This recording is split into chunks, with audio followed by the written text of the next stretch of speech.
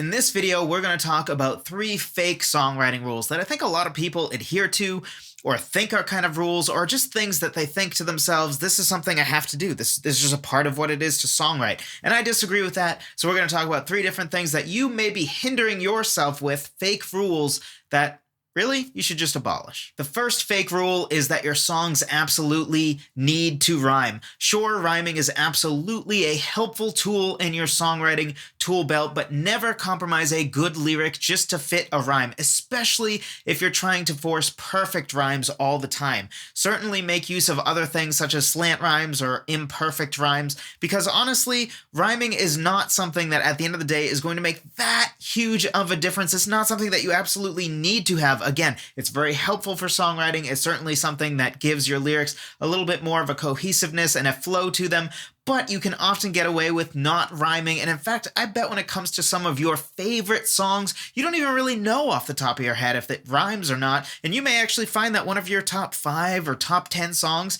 either doesn't rhyme at all, or maybe it has a certain section where it doesn't rhyme. Maybe it only rhymes in the chorus, or maybe the rhymes aren't perfect rhymes. They're slant rhymes. And you're over here trying to do something like rhyme night with light and other, sometimes honestly cringe-worthy, perfect rhymes. Don't do that to yourself. Make sure you say the right words over saying words that rhyme. The second fake rule is that you need to adhere to a formula when it comes to song structure. Honestly, you can have songs that don't even have a chorus. You can have songs that don't fit that verse, chorus, bridge, chorus structure, or some other similar structure. One of the best ways to actually break outside of the mold in a kind of subtle way is honestly just changing up song structure. I've talked before about how I like to make use of what I call a finale, which the brief version of what a finale is it's technically a coda, so it's a part of the song that only plays at the end of the song. But in this case, it actually functions as the highlight of the song the way a chorus normally would, but it only plays once, so it leaves the listener at the end with the peak highlight of the song, and then the song ends. Sort of like how our average movies end, right? They have the climax at the end, and then the movie ends, and it makes you sort of sit there in your seat like, oh, kind of want to watch that again. So it gives the same effect when it comes to a song. So change up the song structure. Try writing a song without a chorus. Try writing a song that doesn't use a pre-chorus if you tend to always use pre-choruses.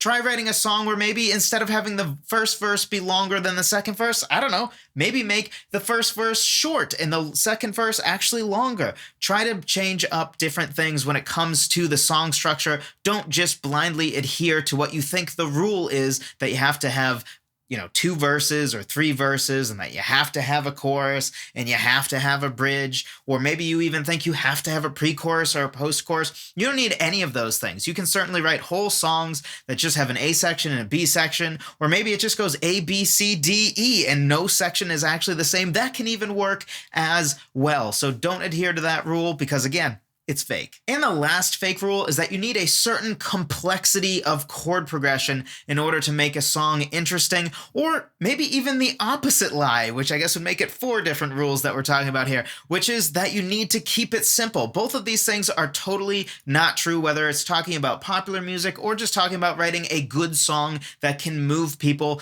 Either way, you can have extreme simplicity in chord progression, or you can have the opposite, extreme complexity, and both can work. So don't restrain yourself just to really simple chord progressions like 1-5-6-4 or 1-4-5-4 or anything like that. But also don't feel the need to go crazy when it comes to different harmonies and trying to do all like, a G sharp 7 flat 5 chord and crazy stuff. You don't have to do that either. You can keep it simple, or you can make it complex, and there is a whole spectrum there that you can explore. But at the end of the day, what's really going to matter is how good are your lyrics and how good is your melody. Frankly, if your melody is awesome and it's going everywhere and it's super emotive and the music builds and it breaks, nobody's going to pay attention to the fact that maybe you only have 2 chords in the entire song. People won't even notice, and they certainly won't care. And on the other side, people won't notice or care if you have really complex chords. Sure, there will be some people like the Rick Beatos of the world that will notice and will appreciate the fact that you put extra thought into the different harmonies. But frankly, most people don't care, and sometimes that can even get in the way of a great song where it almost is too complex and too academic for its own good. Don't do that. Do exactly what your song needs. In fact, I've talked about my personal love of dyads, which a dyad is just a chord that has 2 notes instead of your typical chord, which is a triad and has 3 notes. And why I love dyads, which are actually simpler than triads, right? It's 1 note less, is because it leaves so much room for the melody to do so much more, because you can stay on 1 dyad and basically sing every single note in the key and it sound really right and at home, because it's such a vague chord, because it's only 2 notes, whereas a triad is a little bit more opinionated and sort of is a little bit more limiting for what you can do with your melody. So sometimes I really like to use dyads in order to be less limited when it comes to melody, especially if I want to be able to stay on 1 chord for a decent amount of time, but still have a really, really interesting melody that does a lot of different things over 1 single chord, rather than having to change chords constantly and every 2 seconds just to be able to fit the melody that I'm trying to write. So hopefully you found this video helpful, and if you did, you'll probably also find my 10 different ways to start writing a song free guide helpful. It gives you 5 ways to start a song from a lyrical standpoint and 5 ways from a musical standpoint.